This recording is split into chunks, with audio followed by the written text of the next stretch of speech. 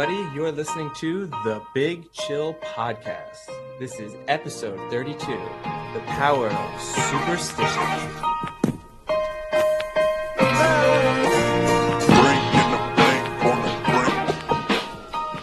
Hello, Big Chillers. Welcome again to the Big Chill Podcast. Joined, as always, with Sam and Eddie. So who wants to start off? Who's got the better weekend update for us? I'm in lockdown. Absolutely nothing happened with me this weekend. I mean, the new Xbox is coming out tomorrow, so I'm excited. I'm excited for the next gen. That'll keep me even better during lockdown. I'd be excited about that too if I had the internet that's required to make it work. Otherwise, it's just an extremely expensive brick that can sit in my living room. So speaking of internet gate, what's going on there? Yeah, can we assume you'll never have internet? Can we just make that assumption? It's coming close.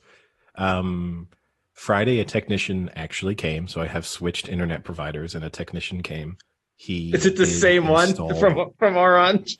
Just with like a mustache, on.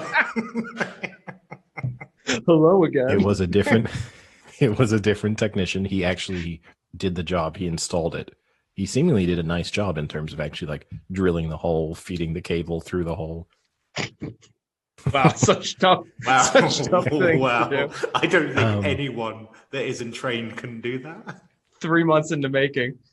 And during that, and while he did it, he very pleasantly ranted about how COVID-19 is fake and how we shouldn't be having a lockdown and how the lockdown was stupid because they don't have a lockdown in Texas and because they're treating it as if during this lockdown, okay, you can't get COVID, but can you also not get cancer or AIDS? Which I like. He like lives in daily fear. I mean, technically, this lockdown. Needles? Technically, this lockdown actually should be reducing the number of people contracting HIV. So he is actually kind of wrong there if you are following the protocols. But I just pleasantly, like, I smiled and nodded because I didn't want him to stop installing it. So I just kind of agreed with him while he went on.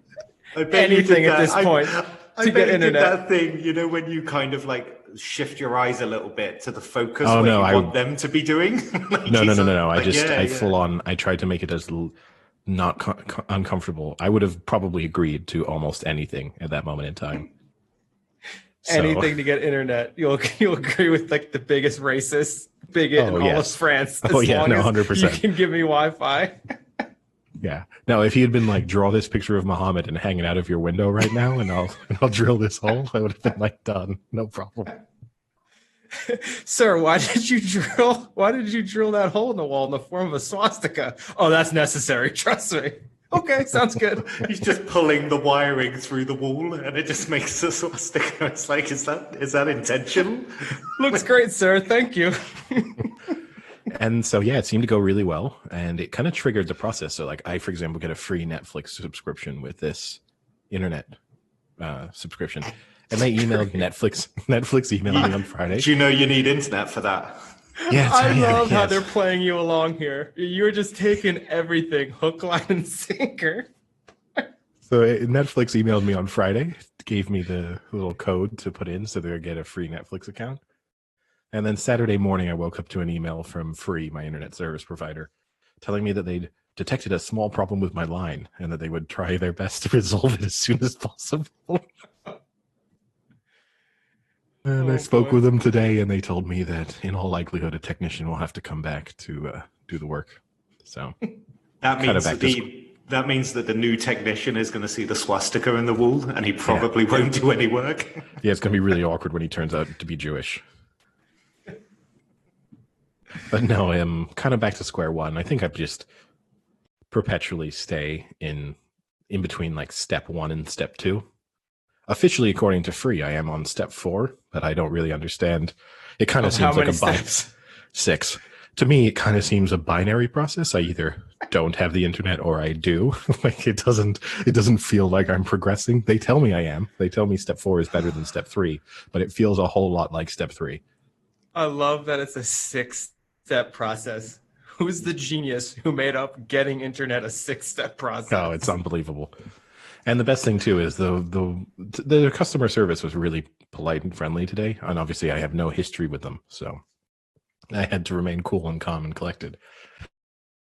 But she did ask me, do you have a cell phone? Because I guess you're working from home. Do you think you could use that as a hotspot for your laptop? I was like, yeah, I've been there, done that. I got this expertise down. Don't worry.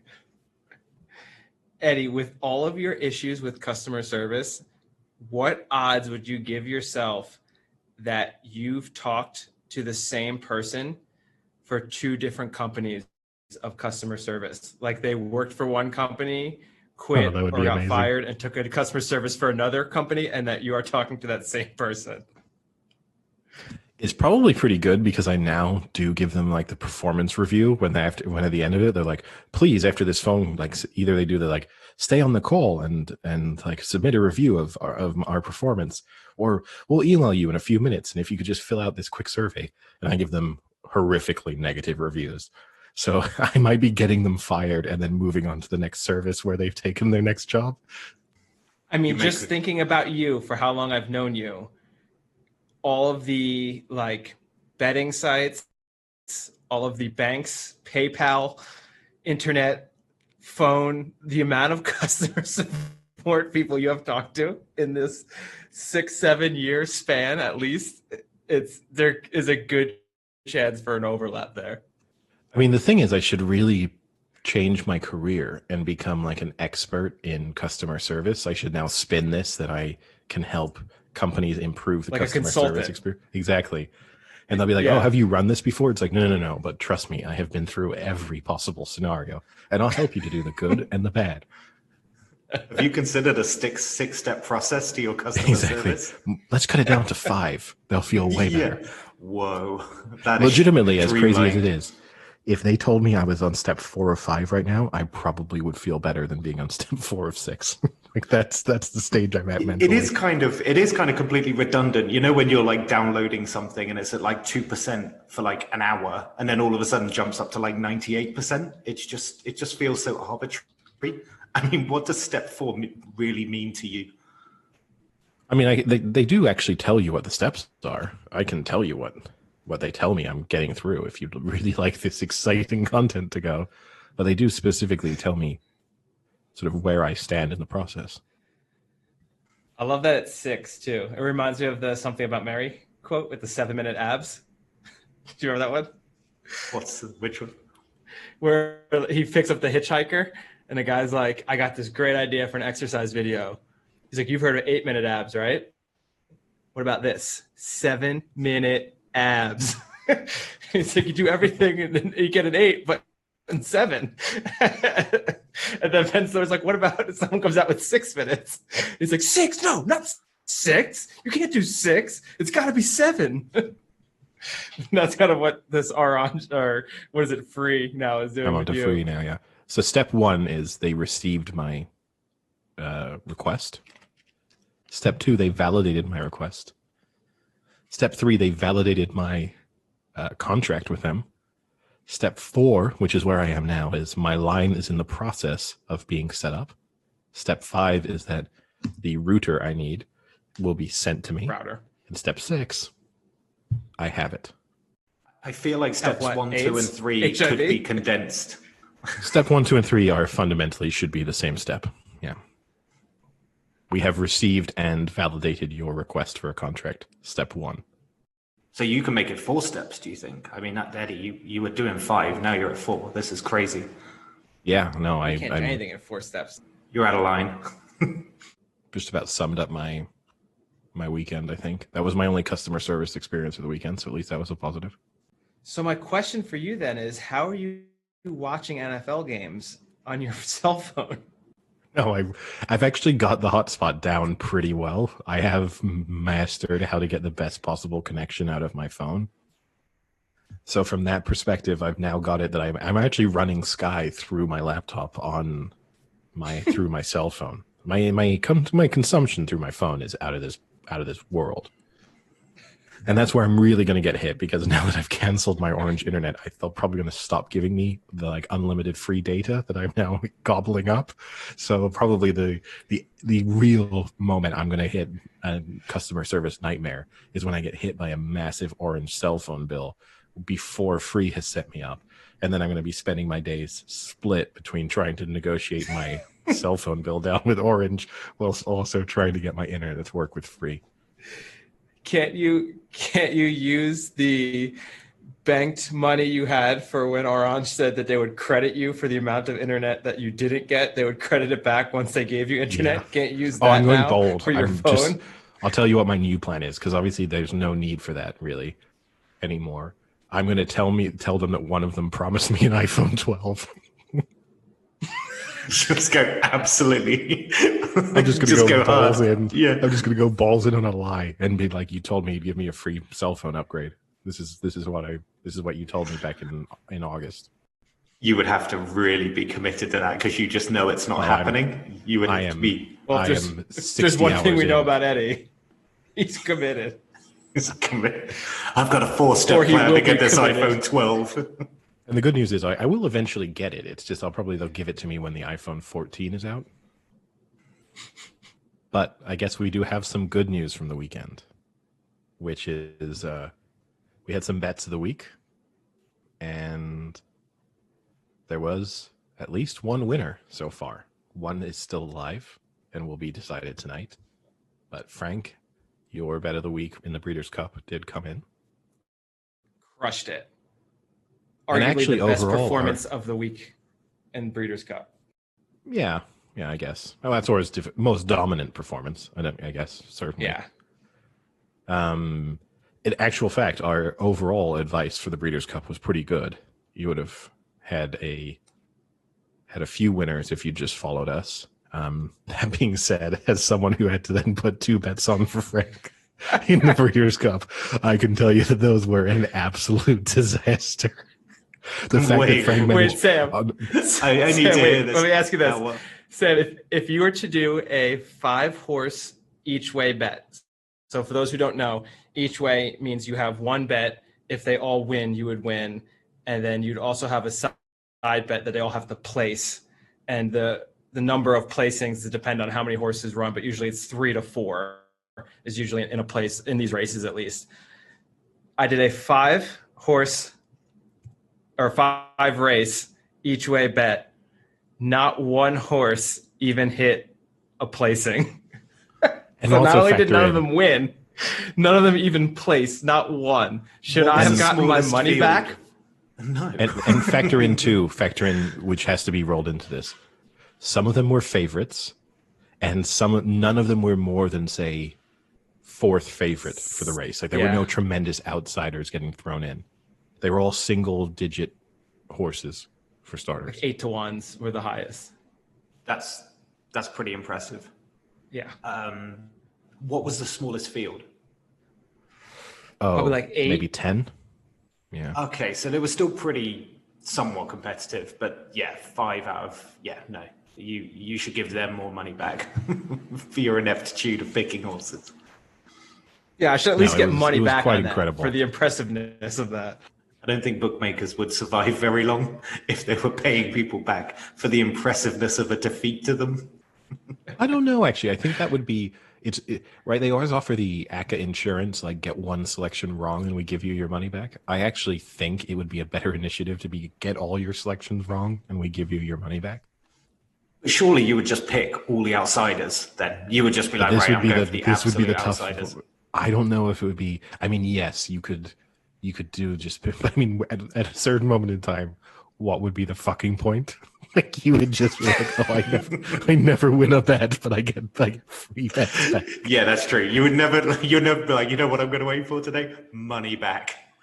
And not even actual money back. Yeah, not money I can withdraw. And also often with bookmakers, free bets that the stake will be withdrawn from my bet when I place it. So it's almost like some sort of like shit virtual money laundering. It's like I'm going to put the money in, get it back as a free bet so I can launder it into like the casino.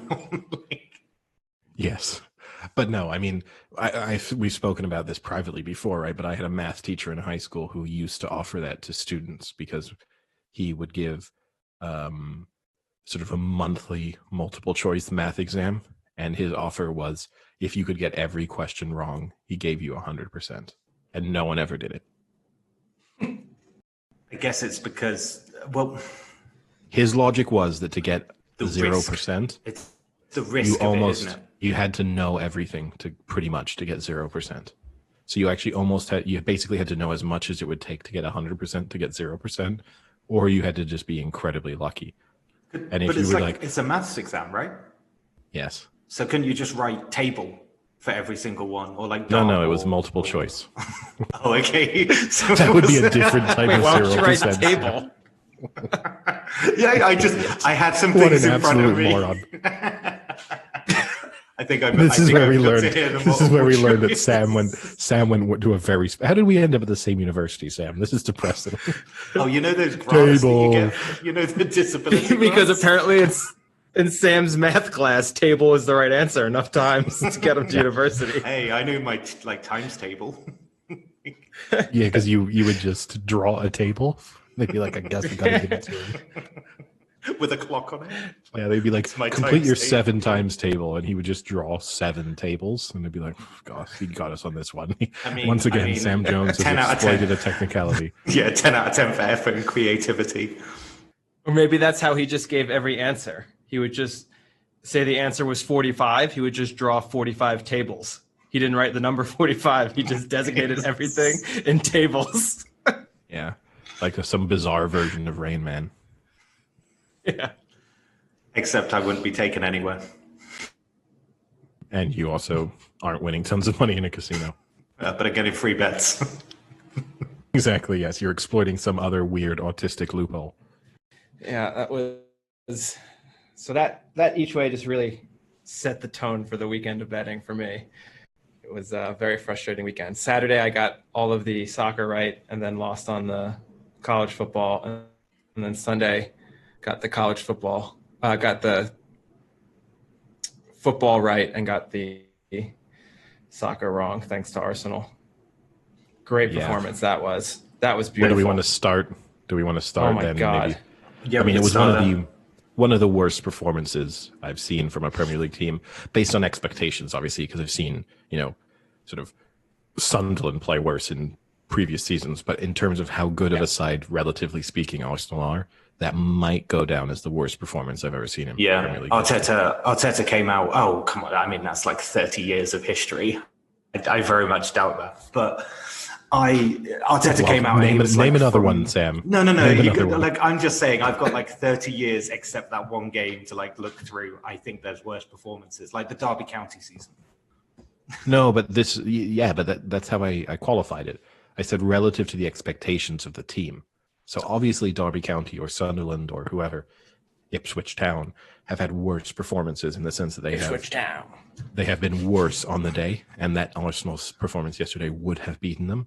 But fundamentally speaking, for the side that Arsenal have put out and the form they've been in recent weeks, and what you would have expected for them playing against an Aston Villa team who are good but still.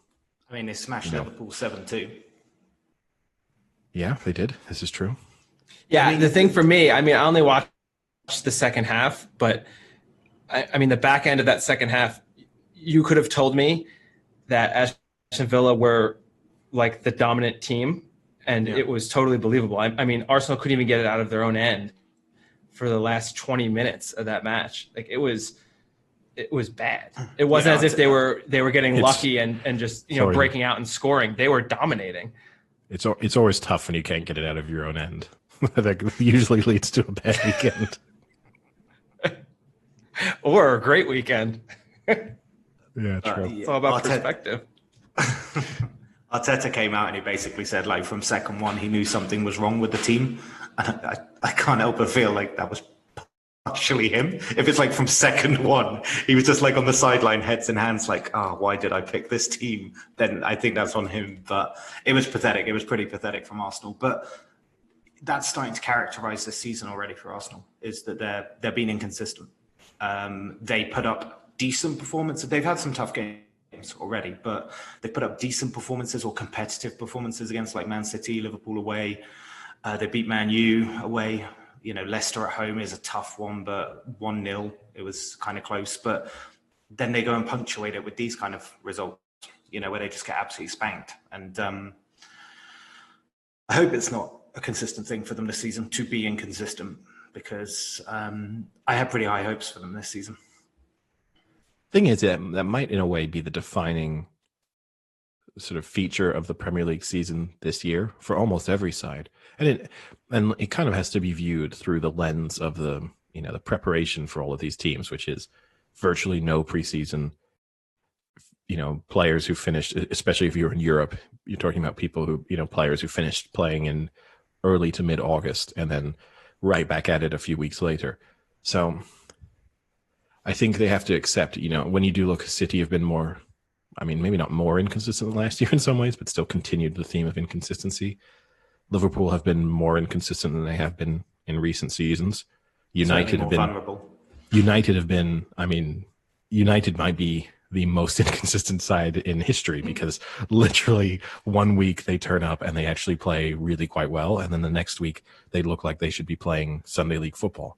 And in this week they managed to do, polar opposite performances. Not that they were outstanding against Everton, but still polar opposite performances when you compare their midweek Champions League fiasco to then beating Everton in the Premier League. Yeah, just looking at their results, the last 5 matches are win, lose, draw, win, lose. It's like they're just like going through the cycles. It figures then that the draw is coming up. Yeah, maybe we can figure this out. We can really Rain Man the betting here. So do you think, and I agree with you. You're seeing that in a lot of sports. Like you could even argue the first few weeks of the NFL season kind of had some weird results because of, the shortened preseason, people not being maybe 100% or being fully fit. Do you see this righting itself by the end of the season? Well, apparently the Premier League's going to entertain 5 subs, or entertain at least the idea of 5 subs, because a lot of clubs have gone to the Premier League for that exact reason. They basically said it's to do with training levels, and that's why things have been wildly inconsistent. Players are getting tired quicker because they didn't have that time off, or simultaneously that time on with preseason training to fix it. So apparently the Premier League might look into 5 subs for the remainder of the season, or potentially like next season. But I actually kind of like the inconsistency though. I think it makes for good telly. Mm-hmm. It does, but what was that noise you just made, Eddie? That was me doubting the sentiment. I agree. Look, a more exciting title race is going to be better than watching Liverpool or City win by 10 to 20 points. It's dull. So would I, if the inconsistency throws up a sort of 3-team title race that gets decided in the final couple of matches, then that's a good thing. That being said, the quality of football is taking a hit. There are definitely more players picking up sort of muscle strains and things like that. And then we have to then think about the fact that you've got the Euros coming up this summer. So you then have the possibility that this spills over into a European Championship where tons of players are missing because they will have just picked up injuries throughout the season. And then they're all bringing in horrible form. And then we end up with sort of Greece winning the Euros or something terrible like that. Who would have thought? Yeah. Nothing is worse than that. No, we've already lived through it once. We don't need it again. But Solskjaer he was really angry that United played a Wednesday night Champions League match and then were made to play a Saturday lunchtime kickoff, which does seem ridiculous. There seems no reason in a fixture list that is more congested than previous years to why you couldn't, which Klopp agreed with him, right? Klopp then in his post-match interview yesterday said it should be basically guaranteed if you play on the Wednesday, you should play on the Sunday. There's nothing wrong with the teams that play Champions League football on Tuesday playing on Saturday, but there's no reason for a team to play Wednesday evening and then play Saturday morning, especially factoring in that they're traveling, in United's case, coming back from Turkey. So you're losing a day in a sense of sort of preparation and training to then have to play again. I guess the argument was kind of undone by the fact that they then won, but yeah. But also, it's not just the Premier League, right? Real Madrid got smashed by Valencia. What was it, 4-1 with the hat trick of penalties? But and an own goal. They played Sunday. And an own goal. It was really strange. They got extra rest. They played Sunday night. That was strange, though. That was awful. I watched that. That was awful. What, Real Madrid were awful, or just the manner that Valencia won was awful? Real Madrid were awful. I mean, also just the fact to give away 3 penalties in a single match, a little bit similar to Frank not having a single winner in a five bet, like each way bet. Giving away 3 penalties is, and also in a relatively quick. They didn't give away 1 penalty in the first minute and 1 in the 90th. They gave away them all the penalties between like the 35th minute and the 55th minute. And wasn't the same person involved in most of them? Yeah. Did I see that right? Yeah. But no, I think, and look, then you kind of, in talking about the inconsistencies, then watched a kind of toothless affair, second half at least, between City and Liverpool. You know, the first half was actually pretty good. Liverpool started extremely well, and then City fought their way back into it. And then the second half was just like watching a preseason friendly almost. Yeah. I mean, I did say that 4-5 was good value on Liverpool, but you're right. It wasn't that Liverpool started well and then Man City just kind of clawed it back. But that was, I look forward to the Anfield game at the kind of 2021, because I think that will genuinely have a bearing on the title. Like, do you think, has your opinion of the title race changed at all? Like you mentioned last time that Spurs might be in it, like a Chelsea in it, or are you still going with the kind of Man City? Almost starting to believe that Spurs can win the title. I watched all of their match against West Brom, and they were not good. West Brom probably should have won. I mean, West Brom kind of bossed the game. And then obviously Kane pops up with a late winner. And you kind of start to feel this might be not team of destiny, obviously, but there's that moment where you start to feel things might just be falling into place for Spurs. And if they can just keep the form up for another 2 months and really start to believe in themselves, and if the other teams can slip up a bit, you know, Spurs might be looking at a situation where they've got a sort of 5 or 6 point gap on Liverpool, City, all the sort of main contenders. And with, in a way, their team coming in, you know, Bale getting back to full fitness and full form, and the other players that they brought in late in the transfer window settling into the side, they might be really well positioned. And the one thing you can say is that in Jose Mourinho, they have a manager who knows how to win things. You know, he'll probably be gone the following season no matter what happens, but he at least can drag a title-winning team, you know, over the finish line. I can't take seriously a team that lost to Antwerp. Royal. I'll never let that Royal go. Antwerp. The thing is, you're going to have to accept that happening to them more often, because there's going to be that moment in time now where they're going to completely give up on the Europa League. Right? Then they have a very big squad. Their second team should still be kind of competitive in the Europa League. But if you're now Jose Mourinho, you're definitely imagining like this. There's no reason why Spurs shouldn't finish top 4 now. Yeah, I mean, what'll work in their favour is in a way the same way that Leicester won the league, is that the teams below them, more teams are beating each other below them. Whereas last year it was just Man City and Liverpool would beat everyone in front of them, and it was just a kind of 2-horse race. Whereas this time, you can see kind of Arsenal beating Chelsea, Chelsea beating Arsenal. You know, Arsenal beat Man U. Everton lost to Man U, but, you know, hold a pretty good game against Liverpool. It kind of feels like everyone's beating everyone. So it gives one of those teams just to be slightly better the opportunity to win the league. So it's certainly, I think it's certainly a good year for like Spurs to do it. But I'm still going with Liverpool. I just, even without Van Dijk, I just still think it's theirs at the moment. So I've probably changed, actually, because I think at the start of the season I went for Man City. But I will say that Southampton looked good. And I did say that they would be a good team this season. They have looked really good over the past 4 or 5 games.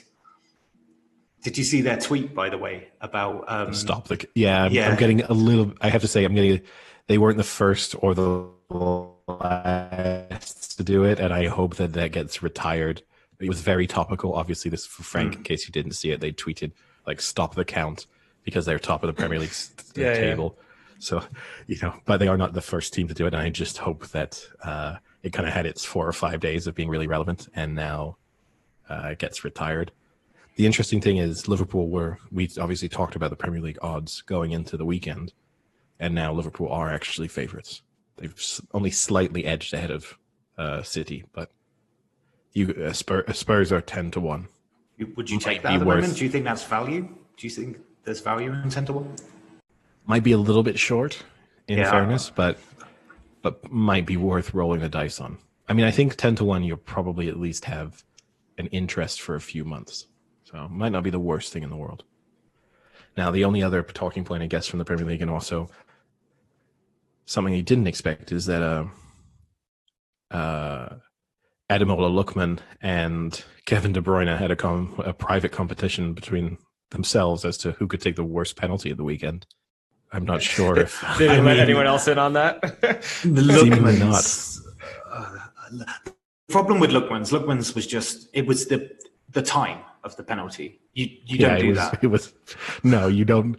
And also, you need to, like, obviously there's the Pirlo in the Euros against England with the Panenka, and if you pull it off, it looks amazing.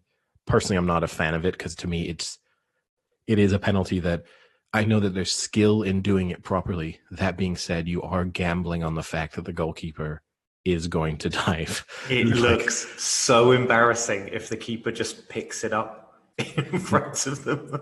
Now, the issue with Lookman's one is that it was so bad that the keeper could dive and still save it, and that is just awful. But you have to give him some credit. At least he put it on target, so he gave himself a chance of scoring. Whereas Kevin De Bruyne became the first penalty taker in the Premier League to entirely miss the goal since October 2018.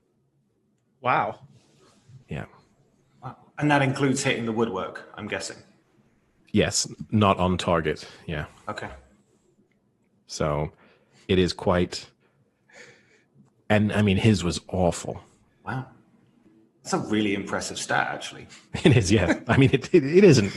It is and it isn't. It's kind of surprising that it's been that length of time. At the same time, there's no reason you should miss the target with a penalty. So, it's one of those things you would expect it to happen occasionally. But that being said, it really should never happen. The Lookman one is great, though. Oh, it's so bad. I also like the fact that he gets to realize how bad it was before it was saved. Like, that's the best part of it, is it's so pathetic. Like, it almost worked in his favor that I think it came close to confusing the keeper, because it is just so bad that you almost catch the keeper in a situation where he kind of doesn't react to it because of just how pathetic of an attempt it is. I'm questioning whether, even if the keeper didn't save it, did he put in enough force? Oh, no, it might not have put gone it over the line. Yeah, no, it would have been close. It would have been a ballsy move by the keeper to stop it and watch it. But Because the way the keeper saves it, he's so surprised that, like, the minimal amount of effort it took for him to actually save it. Like, he puts his hand up. He's like, "Wow, did it actually even hit my hand?" yeah, no. I also like that his reaction to it is, "I vow to put the next one in." That's his response to such an awful penalty. Oh, good. If I were anyone associated with Fulham, I would respond to that. I vow that you will not be taking another penalty. No, Eddie, now here's the move. In his next penalty, does he do the same thing? Because at that point, if you're the keeper, you have to think, oh, there's no way he's going to pull that. He's going to try and drill it this time. And then the balls to pull the same move would be amazing. I'll say this.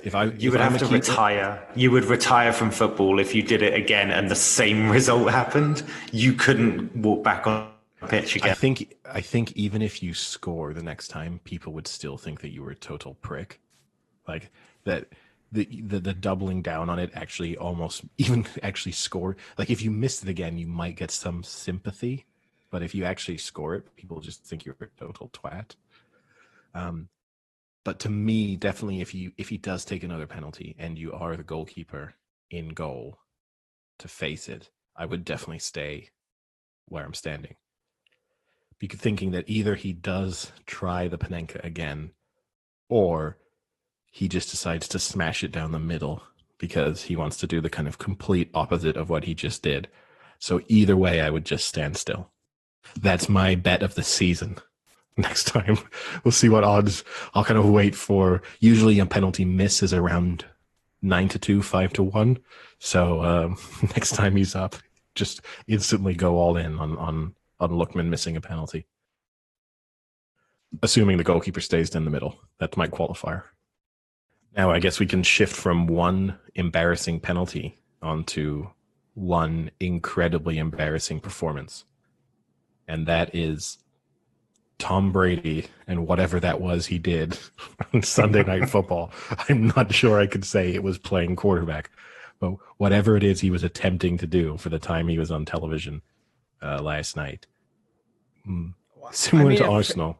In fairness to him, though, he's what, 75 years old? Like, you know how late that was for him?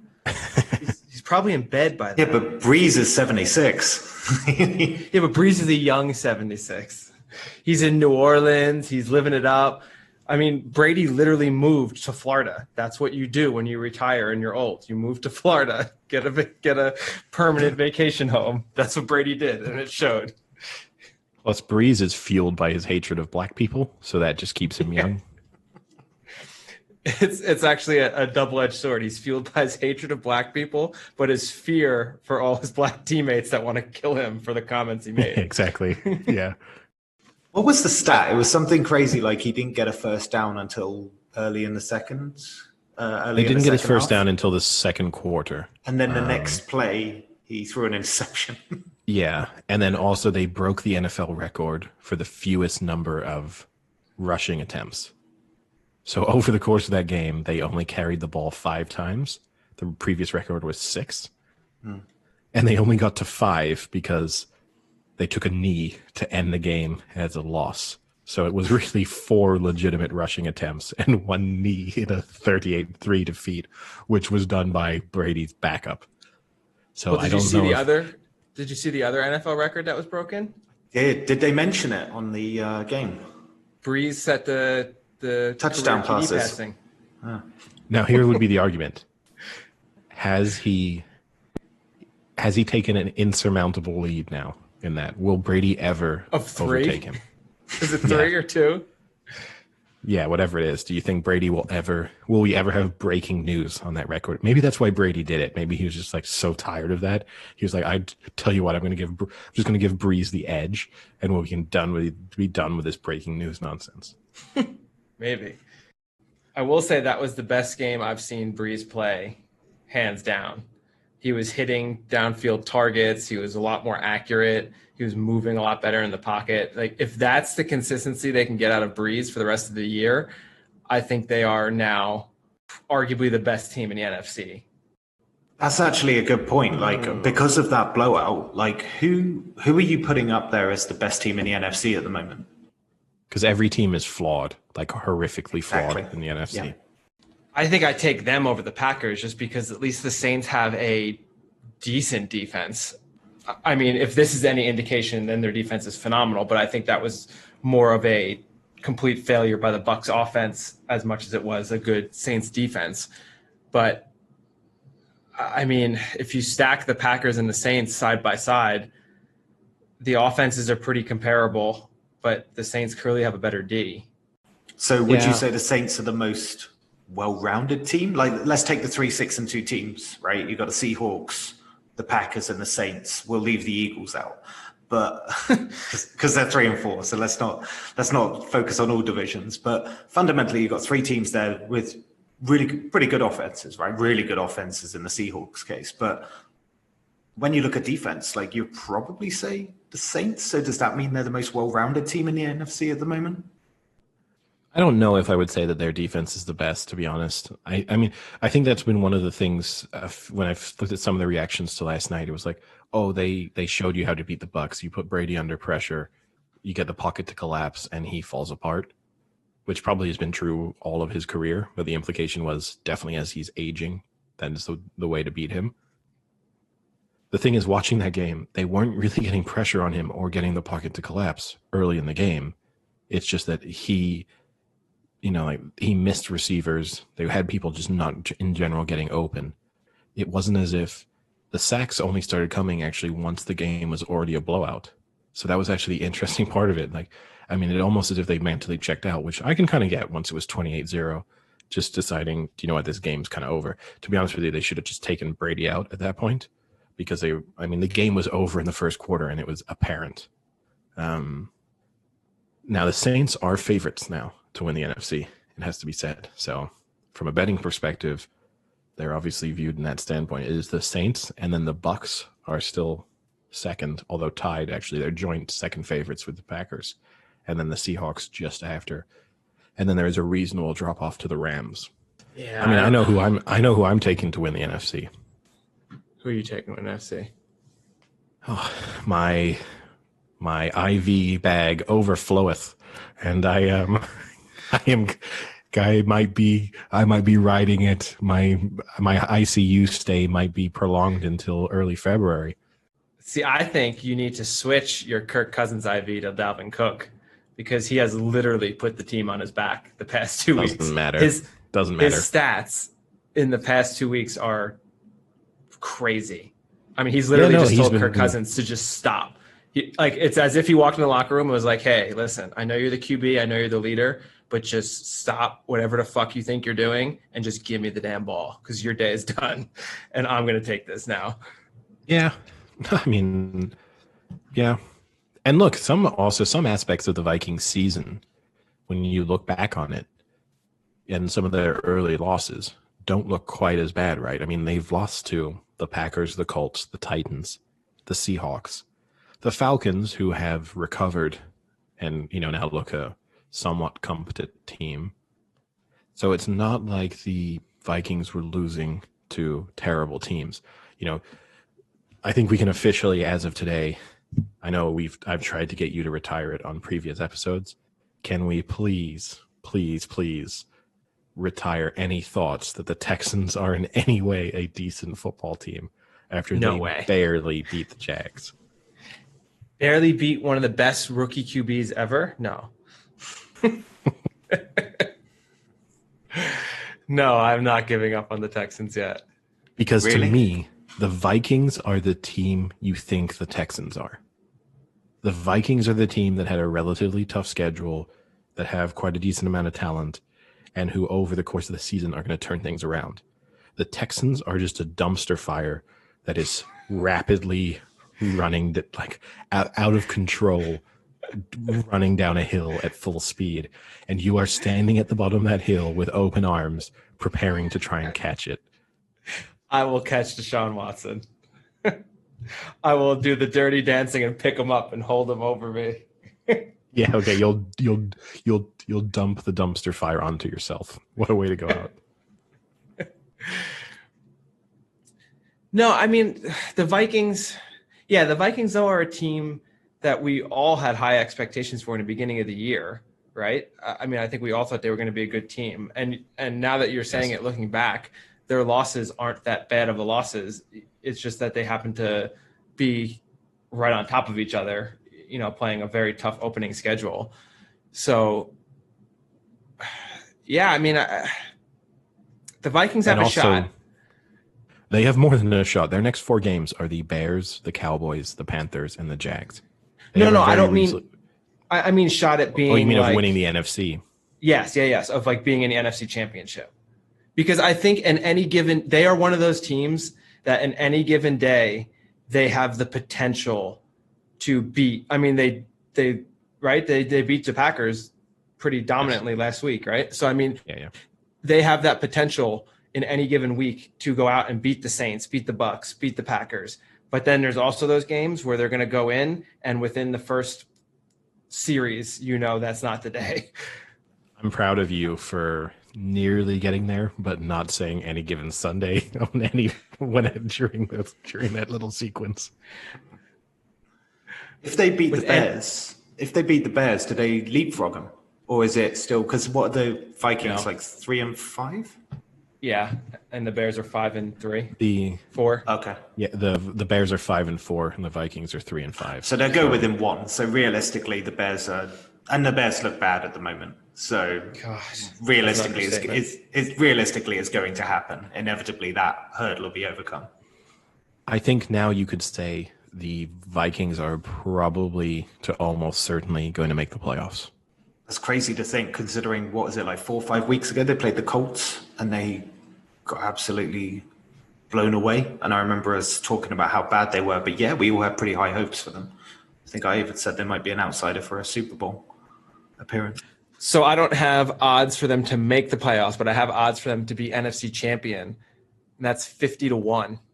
Well, those are really different to the odds that I have, from just because the odds that I get on them to be NFC champion, they are 28-1. Oh, some value here. Just take it. I guess so, yeah. In fairness, to win the their Giants division are 100-1. How is that possible? Well, to win their division, the Giants are 9-1 to win the division.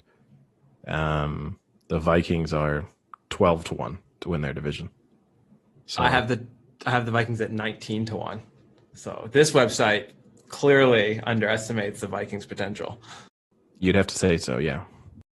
And speaking of, not to pile on here, but teams that you need to 100% abandon, Frank, maybe we should also quickly discuss the Lions that the Vikings beat. Now, we all picked the Vikings to win this weekend, but I think we can officially say the Lions season is done.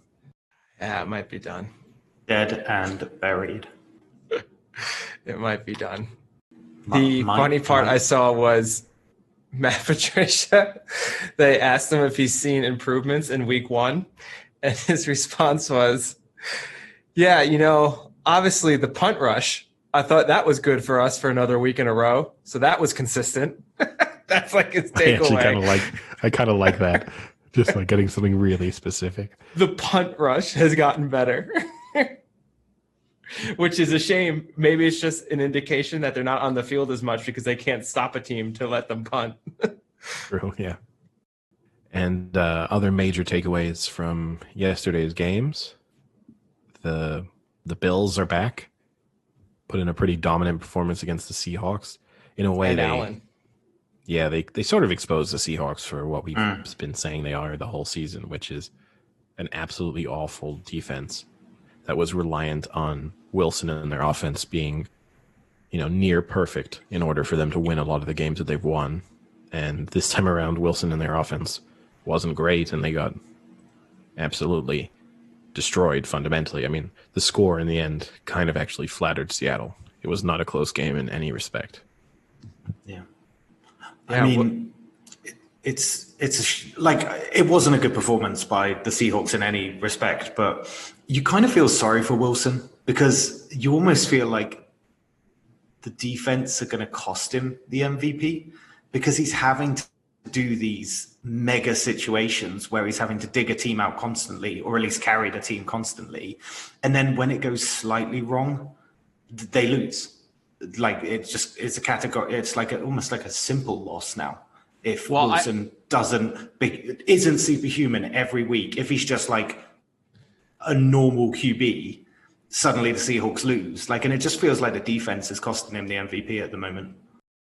Yeah, maybe, his last 2 losses have, I would say, part of the loss is due to him. Especially, this game early on, he did not look good early on, even before they were getting, piled onto. I think he had a really early interception, and then he had a really early fumble while they were still in the game. So he was definitely contributing to their. This is the first game I would say that Wilson maybe hurts a little strong, but Wilson was contributing to the loss. When they lost against the Cardinals, you could argue that he had 3 picks, but maybe 1 or 2 of those were him trying to press it a little bit much, and that's understandable as a QB. But these, that fumble he had was bad, and that first pick he had was not good, and that kind of led to them being down, I think, almost 20 by the end of the half, right?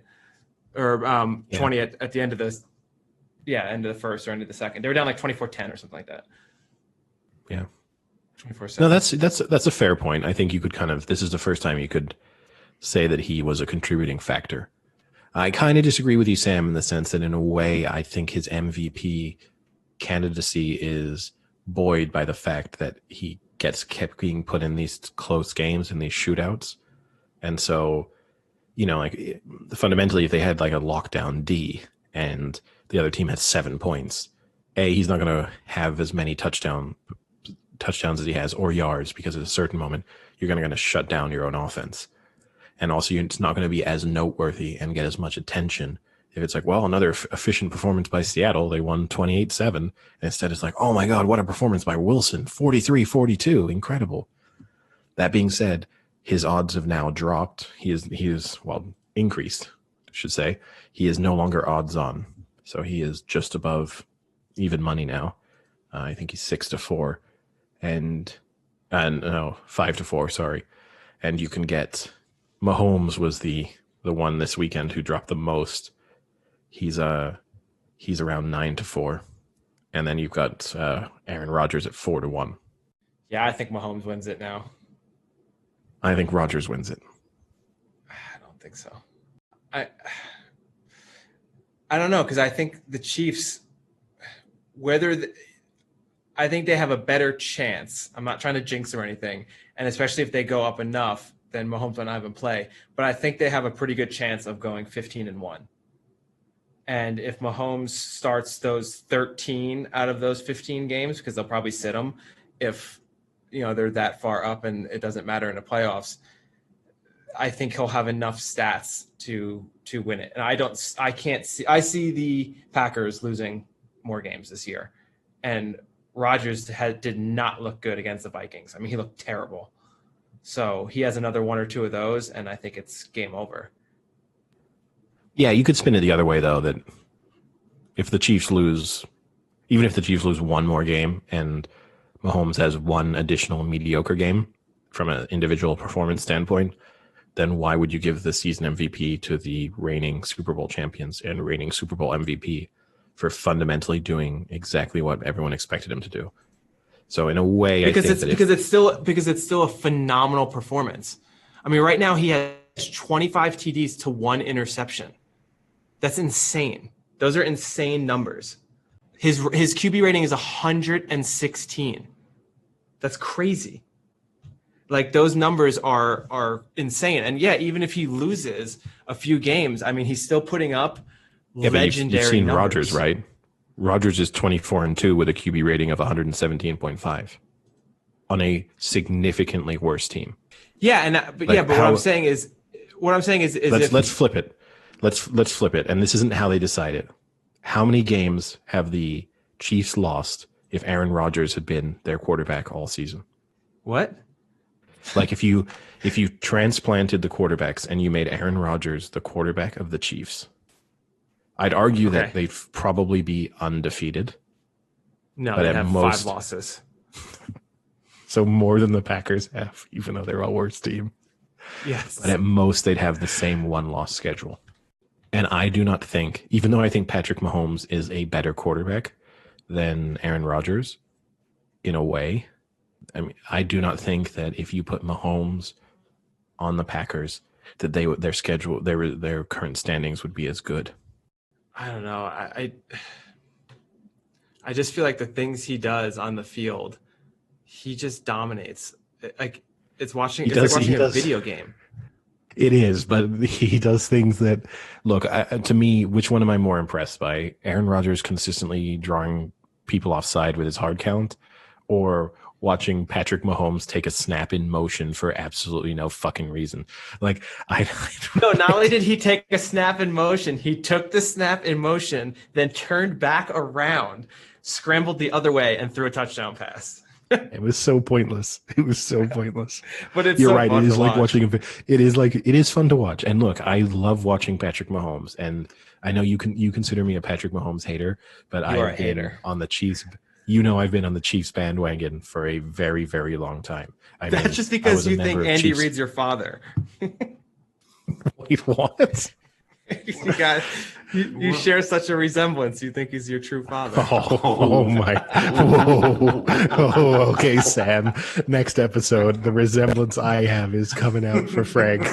This is going full on. Yeah, we all Frank. know. How many times you can say Matt Damon? No, Frank. You don't know what you've done. You don't know what you've done. I know what you've done, but you don't know what you've done until Thursday. I'm so excited. Oh God. Oh, It's my. I have just armed a nuclear warhead. I have to admit, I kind of agree. As well. That I resemble Patrick. No, I resemble Andy Reid. With with your one. I will say mine is Eddie far. doesn't. No, Andy Reid. No, mine is far I don't less think insulting. I have to say, no human resembles Andy Reid. Well, he did have that one lookalike walrus. step in for a press conference. Yeah. But no, but even in the Alex Smith Chiefs, they're like, the thing about any Andy Reid team is they are fun to watch. Like, he delivers fun football. And so to me, even when they weren't great, they're very watchable in a way that the Cardinals kind of fall into that category now as well. Which is like, the Cardinals are not amazing, but you can guarantee if you turn a Cardinals game on, it's going to be fun.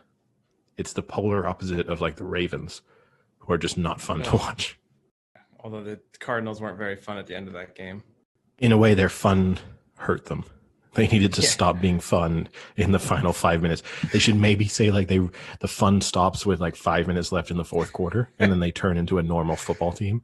And they tried to push the fun a little bit too far. Yeah. See, the Chiefs do the thing, though. We talk about this every week. When you have these short yardage plays, so for those who didn't watch the Cardinals, I mean, they pretty much blew the game open by two somewhat controversial calls on fourth down that they didn't get either of them, or short yardage ones, or one they went and one they didn't even go for.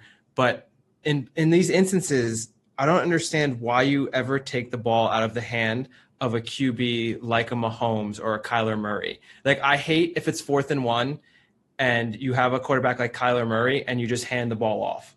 If you want to do a running play to your running back, that's fine. But you need to take advantage of the fact that you have such a talented runner and improviser in Kyler Murray back there, that it's not just a straight handoff, like a read option, something, like even like a traditional I option. disagree with you so much on the read option. To me, that's like the worst possible call in a short yardage situation. I like the straight handoff. I just want a team when it's like 4th and a yard or less. Now, if it's 4th and 2, 4th and 3, or say 3rd, whatever, then yes, I think rolling a quarterback out, and we talk about it all the time in terms of the goal line. I think if you get a right-handed quarterback to roll out to his right, and you just have like a tight end coming off the line directly in front of him, and then he has the option of either hitting the tight end or running into the end zone, I think that's almost impossible to stop consistently. So if I were the Chiefs or the Cardinals, whoever, if I got on the goal line, I'd literally run that play 4 times in a row and assume the Chiefs do it. I mean, like, every time I watch a Chiefs game, they'll have Mahomes roll out, and there's like 3 people like trailing with him, and I don't understand how no other team can't just see this and be like, wow, the Chiefs are really good at this little like short yardage rollout play when they have 3 different options at 3 different levels. I will say this: it's an easy play. It's a complete Madden play. I will say that. Like, anyone who's played Madden has kind of, taken advantage of that for years. What I will say is, I feel a little bit differently on a like 4th and 1 from midfield. And to me there, I would honestly want to just hand it to a running back who just runs it right up the gut. I would not overcomplicate things. I mean, you pick that up 90% of the time. Is that the stat? Or just Can you pull that one up for me? No. I don't know. I don't know. Look it up. But just watching it 91% of the time. Yeah.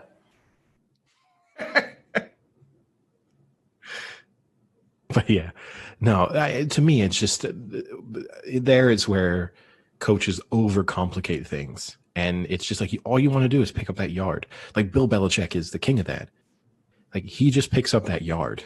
Like, sometimes you get people as if they're like, oh no, we might, it's 4th and 1. Let's run a play where we're going to get 5 yards. No, you don't need to do that. You need to pick up a yard. That's it. Like, and that, to me, unless you're going to be really bold and you're like, oh, they're expecting us to hand the ball off, we're going to try and hit a guy deep. Like, equally dumb, but I can at least, like, I kind of get it. But, the Cardinals, and the worst thing about the Cardinals was because they kept going for it on 4th and 1, and we were speaking about it at the time. I agree that they should have gone for the field goal, and it obviously backfired because he came up short. But I do think there's a moment where you got to be like, we're the team that goes for it. So we're just going to go for it all the time, because now, if you're like like on the Cardinals, you're like, why do we stop going for it then? Like, that was stupid. Like, this is the thing we do, and then we stop doing it at the most important time. Like the Eagles, love it or hate it, Peterson's going to go for it. And the opposite of that, like Ron Rivera, right? Like Riverboat Ron, he's actually made a career out of flip-flopping as to what he would do, and I think that just hurts you. Like, I'd rather be like the Eagles and just know, love it or hate it, they're always going to go for it. Yeah. I mean, the now already talking about the Cardinals, the afternoon slate was 3 of the like closest, most exciting games you're ever going to see played simultaneously, even if they weren't necessarily the 3 best games you're ever going to watch. One of those was a game that Frank very much was sweating out because of the Cowboys were a survivor pool pick. And no, not the Cowboys. The Steelers were. Sorry, the Steelers. Yeah. Sorry, I thought you'd pulled that bold move you'd spoken about last week, where like everyone's going to take the Chiefs, I'll take the Jets, and it nearly paid off for you this week. That would have been awesome. Yeah, that was. I'm not going to say what you think I'm going to say, Eddie. That the Steelers clearly showed they're an overrated team. I just think maybe that was their "oops, we had a bad game."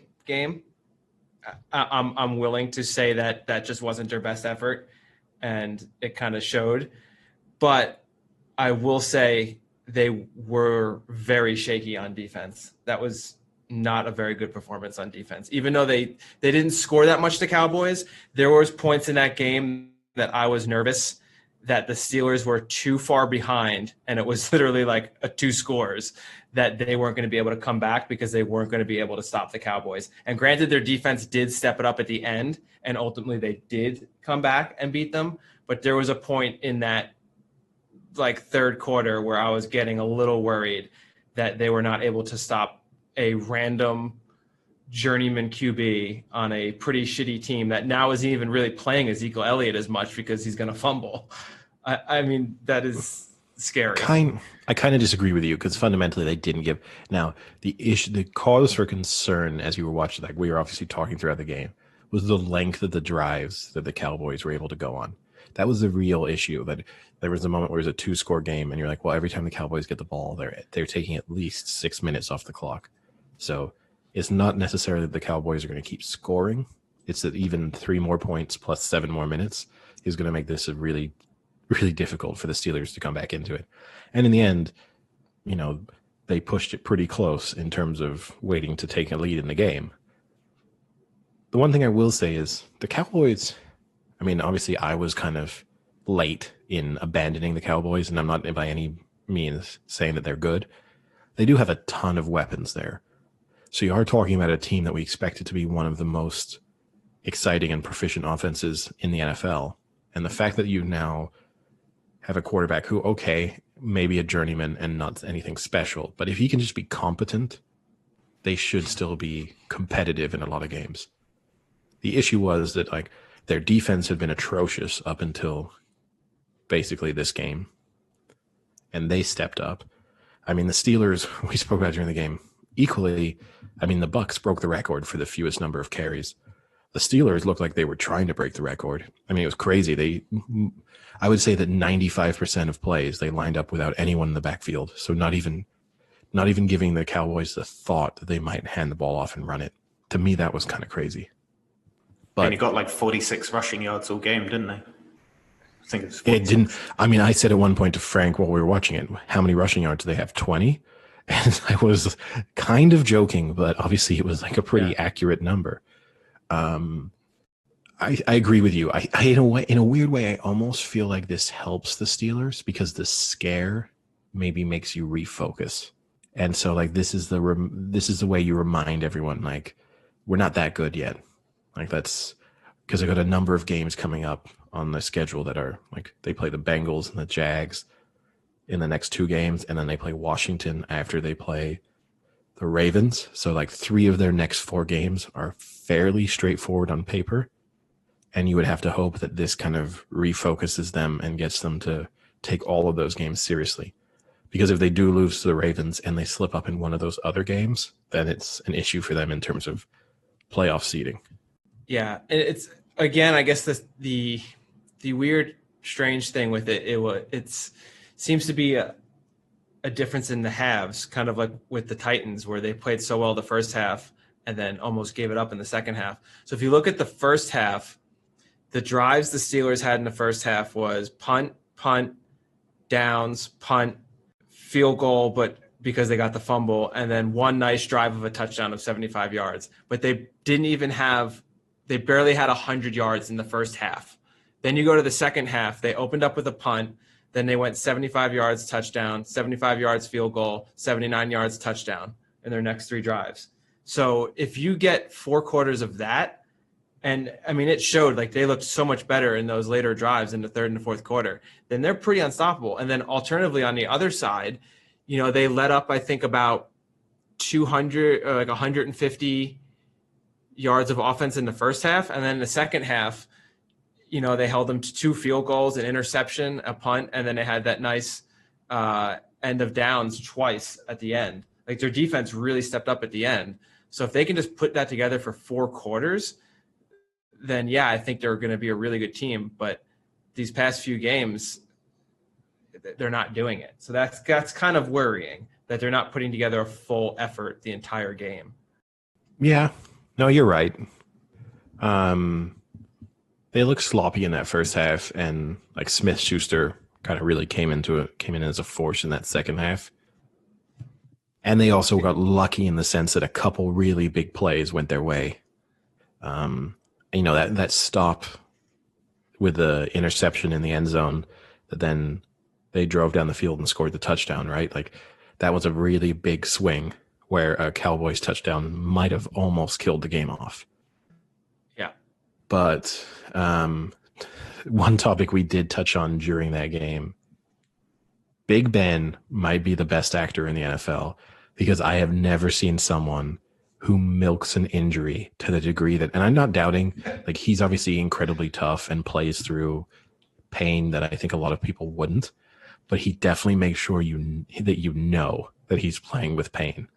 Like there's no way that Big Ben would get to the end of the season and it would be like one of those crazy stories of like nobody even knew, but he played with like a separated shoulder the entire year. It would have been like, oh no, after every throw, Big Ben clutched his shoulder and screamed in agony and then threw another 60-yard touchdown pass.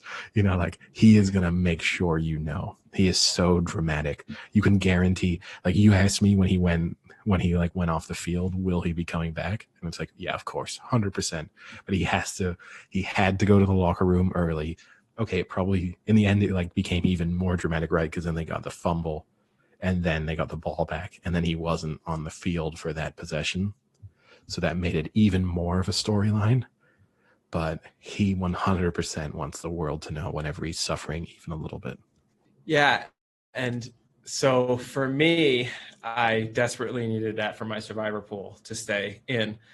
And everyone else either had the Steelers or the Chiefs. So it was kind of no one really made any advancement, which I think is going to happen for the next few weeks. It's going to take a while for someone to finally start to dwindle down there.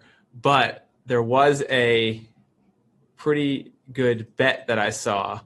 So the bet was taken by William Hill in Vegas. It was a $4,000 7-team money line parlay. So the odds of all of them winning would give you 110 payout, 110 times. So the parlay, Eddie, you'll appreciate this, was Maryland to beat Penn State. They were a 4-touchdown underdog, and that came through. So Maryland won, which Eddie also switched on to Maryland when they were up 3 touchdowns. Liberty, who was another 17-point underdog to Virginia Tech. So he took 2 major underdogs and then went with Oklahoma, Ohio State, and Appalachian State and Iowa State, which were all favorites.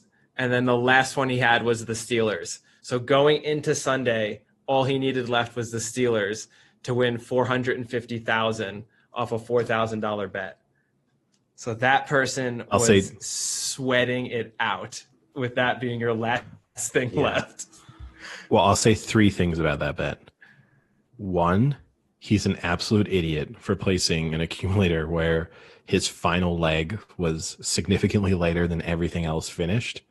And was like, I mean, the Steelers money line by the time the game kicked off was 1-11. I don't know what odds he maybe got 1-7, 1-8 earlier in the week or on the Saturday. 2, just ending it in the 1-8 is kind of dumb because like it's not like you're significantly increasing your winnings anyway, so you may as well leave it out. 3, well, I guess 2.0, 2.1.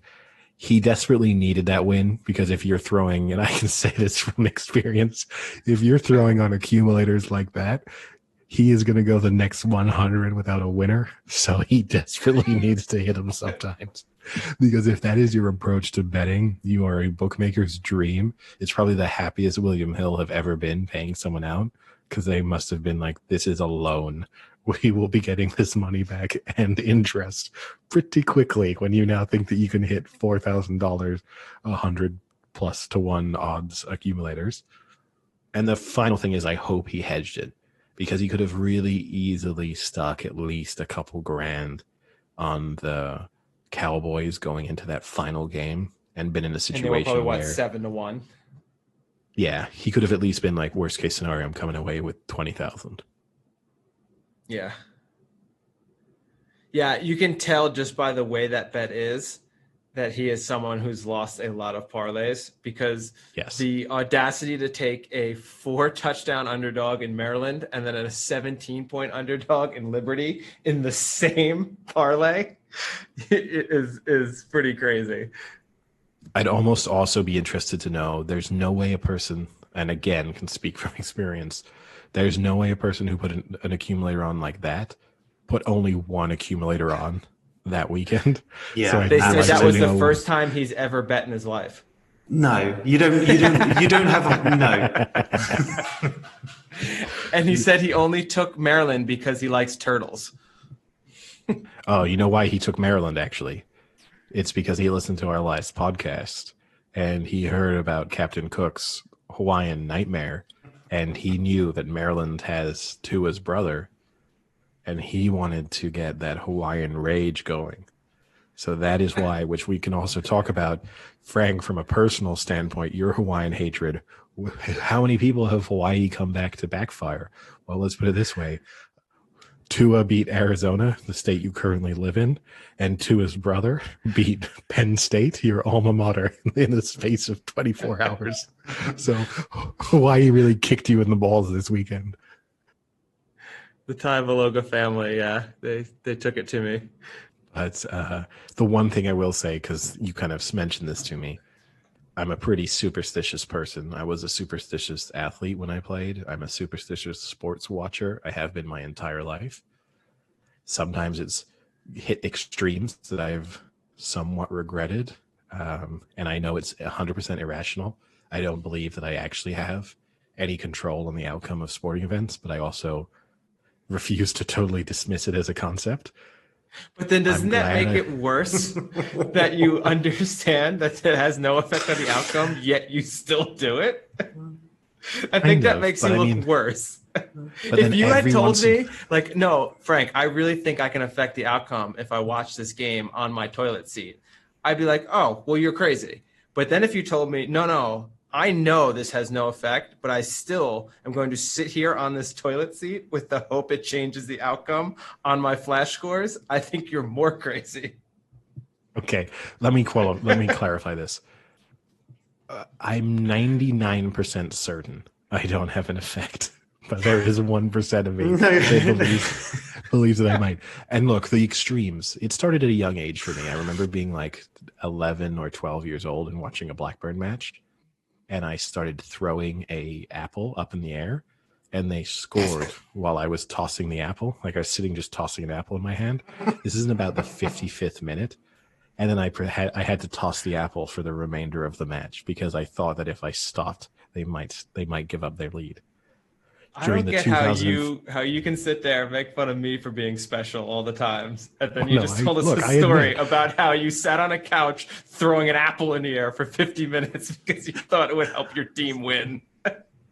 during the 2005 Ashes, which was obviously a kind of historic moment for most England cricket fans, during the Test match in which England kind of won with Australia only needing, what was it, 2 runs. Two It runs was to 2 runs. win. Yeah, 2 runs. And they had this final wicket stand where they kind of edged closer and closer. My dad had been out gardening when England had started taking a bunch of wickets earlier in the day, and I made him go back outside, and he missed the conclusion of the test match. You are a massive dick. You had no bearing on that result in Birmingham, yet you sent your father out from one of the most historic moments. Can you say this? Can you say this for sure? Maybe I deserve just as much credit for winning that Ashes as Steve Harmison and Andrew Flintoff do. Let's not rule that one out. If any of you are listening, go ahead, send me my Ashes winning medal or whatever it is you get. I probably deserve one. I can imagine you in like a public park, like on a table with the description in front of you, like, I helped England win the 2005 Ashes, prove me wrong. And then people ask you why. And you're like, oh yeah, I basically told my dad to piss off. So he missed a great sporting moment. It's okay. But he could watch the replay. But imagine how happy he made his dad by enforcing that outcome. Exactly, and he got to hear my cheers through the wall, and you got to see his tears. Exactly. They might have been of joy. They might have been of sadness. I couldn't really tell, but so. But I've been superstitious, and now the one person who's raised the best point when it comes to this, from a spectator standpoint, is our friend Tim. Because he pointed out that whenever I'm watching a live sporting event, right, there's at least like a 10-second delay on it. But when I am watching it through like one of my TV apps or I'm streaming it, that delay might be between 30 seconds to a minute. So if I think I can do something that changes the outcome of like a crucial play, but that crucial play has actually already occurred, then it's even weirder. I like that you preface this by saying this is one of the arguments for why it might not be true. As if the real argument isn't you're just fucking insane. Yeah. And for context for anyone listening, it usually, the way it usually sort of takes shape is that I have a routine of moving throughout my house. So if something starts to go wrong, I have to move from one room to another. Like somehow the Blackburn team, down at half time, and they're like, they know. Wait, is Eddie in the living room now? Oh, we're in this. Exactly. They know. I send Tony Mowbray a message. I send him a little text 70 minutes to go. I go, don't worry, I'm in the kitchen now. Things are about to get a whole lot better. Although it'll look a bit different on Tony Mowbray's phone when it says, I'm in the bathroom now. And his wife sees that. Yeah. And Eddie, what was your final destination go-to spot in your old apartment? The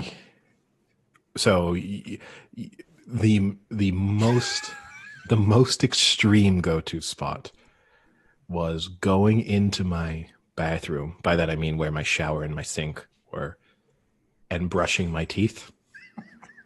And I had to actually physically brush my teeth. And sometimes I brushed my teeth for upwards of 25 minutes to try and bring on just bleeding gums, just trying to get a result out. And that's why I say I deserve a medal, because sometimes I'm putting in more effort than the players.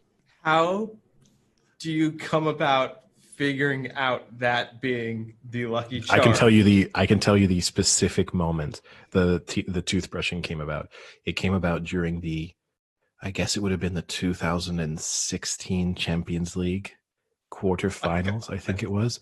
It was Bayern Munich against Juventus, and it was the second leg. I think it's 2016, but that year might be a little bit off. We both had a very good bet on, where Bayern Munich to qualify was the final leg in the bet. It was like at the same time as Cheltenham. And so we had one that finished right then, and then we had another with like a heavy favorite the following day in Cheltenham. And Bayern Munich were losing, and I started my normal routine of moving. And then in injury time, they equalized. As I'd given up, I had resigned myself to a crushing defeat, and I had gone to brush my teeth, but still watched the remainder of the match. I took my laptop with me just in case. And as I started to brush my teeth, Bayern Munich equalized deep into injury time. It went to overtime, and they won very easily. And so from that moment on, I knew that brushing my teeth could change the outcome of football matches. That sentence is a bit strong. Some what about people, the times some when non- you brushed your teeth and it hasn't affected the game? Never happened. In Never the way happened. you wanted it to. So some might say pure coincidence. Some non-believers, they would dismiss it as just pure random chance. But they haven't seen, I will honestly say this, and this is going to be the part that makes the insanity sound the craziest. I think that more often than not, when I brush my teeth, it has something good happens in that sporting event. And I know Frank is laughing, and I know everyone's laughing, but I've had at least all of my friends at some moment in time, whether jokingly or not, make the request for me to change rooms, change locations. Who? And even Frank's done it. Ollie has I've done asked it. him to change rooms before. Yeah. Ollie has asked I me to want to brush my feed teeth. the psychosis. Ollie has legitimately. To a point where they put him in like a mental institution, and he's banging on his door like, "Let me into the bathroom! Let me into the bathroom!" He's just cleaning his teeth. He looks like he's got rabies with the amount of like foam like around his mouth. Now here's the thing is, so moving apartments in a way was quite a cleansing experience because I had to abandon, like, obviously it's not any bathroom, right? It's a specific one. So without breaking into my old apartments, I cannot try and bring on that luck again. Unfortunately, I've had to give up that special power. So I've Wait, here's a great question though, then. Yeah. How much money on the line would it take for you to contemplate breaking back into your old apartment to brush your teeth in that bathroom specifically? That's a good question. $1 million. $1 million. But you've got to actually break the door down. You can't just like knock on their door and just be like, "Look, I've got the craziest superstition." You have to smash that door in. 100,000 on the line. I seriously contemplate going back to the apartment, ringing the doorbell, like toothbrush in hand, and asking if I can brush my teeth in the bathroom. No one will let you in. The imagery of you busting down a door of an apartment with a toothbrush in his hand, and then the people thinking you're going to rob or kill them, and for you to proceed to casually walk into the bathroom and start brushing. Just like they're just there having their dinner, and they're like, "Oh my god, this is it. Then we're going to die." And then he just casually walks into the bathroom and brushes his teeth. If we could ever make this podcast into a comedy skit, that would be our first skit. But fortunately, you know, I have in this move now been able to rid myself of some of these superstitions. But they are slowly coming back in. So whilst I don't change rooms in the current location, I do change in my living room. I do change where I'm sitting from time to time. And so far, I've noticed a difference. Anyone who had money on the Bucks to beat the Giants last week, you can thank me because I watched the remainder of that game in an incredibly uncomfortable position, and it stopped that 2-point conversion. The other aspect of it, though, is it isn't just you moving rooms. It's also like within chats and things like that. So there's certain points where you'll have to say something in the chat to try and fuel the comeback. Or the fact that I mentioned the word football in the chat when one of the 9 things you have in a bet happens to be football, it then becomes my fault that the bet lost. Well, hold on a second. We know you're already well documented for the Duke curse. So I try to have as little involvement as possible with you when something crucial is going on. That's just sensible. There's no disputing. That's separate from all the other superstitions. That being said, I do sometimes believe I genuinely believe that if I give you or Ollie the game plan the team has to follow in order to win, and by that I don't mean, oh, they need to press higher up the pitch, or they need to start like pushing the ball wider, or run the ball more, or whatever it is. I mean, they need to score. They're 3-0 down. They need to have one goal before the 65th minute, one goal before the 72nd minute, one goal before the 80th, and every once in a while they stick to the plan. And I'm basically Jurgen Klopp at that moment. But the other thing is, Ollie and I, it's dipped out because Ollie's just actually stopped speaking to me as a whole, unrelated to this. It's just his Twitch streaming career is twitching so much. He's twitching. Ollie's twitching. I just can't look at him anymore. Now he only messages me to remind me to give him money for pay to watch his stream that I do not watch. Brilliant. He's pressurizing me as well. He's turned it Eddie said, he's turned into a debt collector. Like he'll speak to me once a month because of the Xbox coming. Basically, it's coming to my. Long story short, it's coming to my house. Then I'm sending it on to Ollie, like another one, because he couldn't get a pre-order, but I managed to actually get a couple. But the only times I speak to Ollie for the past month has been any update on the Xbox and can you sign up to my Twitch? He has not once asked me how I am, what I'm up to, how everything's going. It's like, can you give me this and can you give me an update on that? And to be clear, when we say subscribe, right, this is a paid subscription that he's now. Admittedly, you get one free one with Amazon Prime, so we are not actually paying any money. But it doesn't mean you have to like go through the hassle of like the first time I did it was a real pain because I'd never gone through it before. So I had to like activate this Amazon Prime gaming subscription, then find out where I needed to go. It took me a solid like half an hour to figure this out.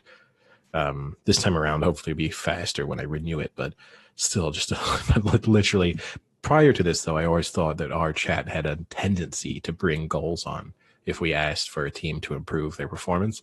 And I would say that had above a 50% strike rate, genuinely. And that's not even like confirmation bias that you remember the moment when it does work, because I remember very well all the moments that it doesn't.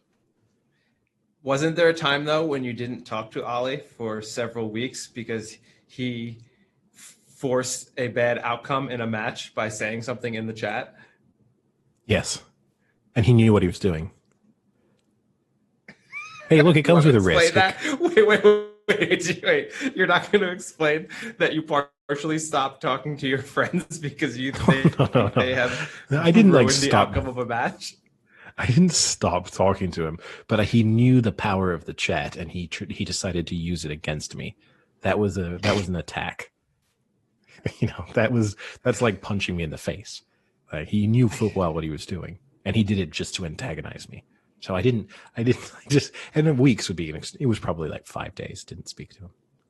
I didn't ignore his messages. I'm going to package this up and send it to our neuroscience department and say, here's your next case study. Listen to this. I'm willing to enter into studies. You can ship me to a lab. I'll take part. As long as it's got multiple rooms. As long as it's got the internet and it'll actually be an upgrade. Yeah, and like a good sports package on some TVs. I'm down. Oh, that's funny. But I was a superstitious athlete, which I guess is the interesting thing. Kind of more to talk about when I played, in terms of like mild habits of like when I played cricket, spinning my bat a certain number of times. The way I put my pads on was very specific. In tennis, like go through like when I'm returning serve, a pre-serve routine of like spinning my racket in a particular way, then hitting the inside of my shoes with my racket, which when you're on clay makes a little bit of sense, but on non-clay surfaces is not really necessary, but just kind of became a routine for me. But there's like scientific evidence of that actually mattering and being effective. Because for a lot of people, so Rafael Nadal is notorious for that as well. And I have his little routine we can go through in a minute. But for instance, my cousin, who's a wrestler, his last few years, he got really into this too, where he would have the exact same routine when he stepped onto the mat. And every time there was like a whistle and you would stand back up right before you started to re-wrestle again. And it's just a way of being able to like get your focus back into it and be in the exact same moment. So if something bad happens, you just repeat whatever your rituals or movements are, and it kind of gets your mind away from thinking about the bad mistake you just made and get back into the moment and focus on that moment and that task at hand. So there's actually, I mean, there's like scientific studies on this, because he had asked me about it when one of like the people at the training center had kind of discussed it with him and told him about it. So I had looked up on it. So that part is, I'm okay with, because at the end of the day, you're the athlete and you're the one that's going to affect the outcome of your athletic event. But that's very different from a spectator who is not involved in the game, changing the way he crosses his legs on a chair in his house. Well, that's the difference between like a ritual and a superstition, right? Is that a ritual is something you do to affect the outcome directly. Whereas no one on that Bayern Munich team was concerned about Eddie brushing his teeth. That didn't directly affect the game. You don't know that. Eddie, you don't know that for a fact, Sam. Yeah. Oh, you do yeah, not know that for a fact. You exist. And they do. And that's actually, so Nadal has a quote that they said, aren't you just really superstitious? And he said, some call it superstition, but it's not. If it were superstition, why would I keep doing the same thing over and over again, whether I win or lose? It's a way of placing myself in a match, ordering my surroundings to match the order I seek in my head. And that's kind of that thing of just like being able to focus in the moment and going back to, just like that constant in-match, in-game focus and getting rid of all the distractions, doing that like same repetition over and over. Yeah, and I think there's a distinction there between superstition and routine. So I think Nadal, I will say, I think he's a little Nadal, overboard, Nadal. Yeah, like I get the whole pre-point routine that he goes through in terms of like brushing his hair back, like picking out his wedgie, like all that kind of thing. I kind of get that like your body might actually feel uncomfortable if you don't go through that sequence before you then try and serve or whatever it is. I will say the readjusting of the water bottles verges certainly on superstition. And there have also been moments, for example, right, where well, here, I can read through what he does. No, but before you do that, ball boys have moved his water bottles, and mid-game he's had to go back to readjust the bottle. So at that moment, you can't tell me it's like a preparation thing. He clearly feels like the positioning of that bottle is significant. Yeah. Oh, no, it is. So the bottle point, I'll do that one first. He always places his energy drink slightly in front of his water bottle directly when he enters the court. He makes sure that both labels on the bottles are perfectly facing the court. At the change of every ends, he takes a sip from the two bottles and ensures they're perfectly aligned to the court where he is going to play. So that's the bottle thing. But his general rituals are he takes a freezing cold shower 45 minutes before the match. He wears both socks at the same height, absolutely the same height. He carries one racket onto the court and 5 rackets at all times in his bags. He takes off the jacket while jumping, while only facing the audience. He always places his bottles of energy drink and water in the exact same position, jumps at the net during the coin toss, which is a pretty weird one. I just think that's funny. Runs to the baseline for warm-ups. He places his hair behind his ears and fiddles with his shorts or underwear before each serve. That's what Eddie was doing. He crosses the sidelines with his right foot only and always avoids stepping on it. He uses a towel after every single point. He ensures his opponent crosses the net before he does during a changeover. And he sips his energy drink and then his water, always in the exact same order. Oh man, that's exhausting. Just thinking, like to remember that, and then actually play tennis, because he hasn't even played tennis yet. He's just thinking about a series of things. Yeah. To me, there's a mix there of things that make sense for clearing your head and getting yourself in that same mental space, and some there that are just pure superstition. Like, for example, as I said, like the bottle thing, you could convince me that him ordering the bottles before he then gets up to kind of go and play the next game helps him to forget what's just gone on and kind of refocus each time. You can spin it that way. But like I said, there have been multiple occasions where a ball has knocked it over or a ball boy has moved them and he's then gone back to reposition them. And at that point, what he's saying is either there's a significance to them or it just throws him off. He's too aware of their positioning over the course of the match. Like at that moment, it's not just the process of clearing your mind. There's actually like significance to where they are standing at all times. Yeah, so to me, he's a 100%. mix of superstition and just routine. But yeah, because if getting yourself into the moment was placing them there, then anything that happened after you placing them shouldn't matter because you did that in that routine and the same method that you always do. So you're in that same headspace. And what happens after that doesn't affect you because it's not part of that anymore. Like it's not part of that trajectory anymore. But the fact that it's not in the same spot halfway through the match, that clearly shows that he thinks it has to be in that spot for an outcome to happen. So that is definitely a difference. And the other one too is, and the other one that cracks me up is that other person has to cross the line first before he does. If you're a player, is that a way you fuck with them? I'm sure people have tried it. Right? Because, I mean... What do you think he does? Do you think he asks you then to move? Well, he famously had a pretty significant falling out with Robert Soderling.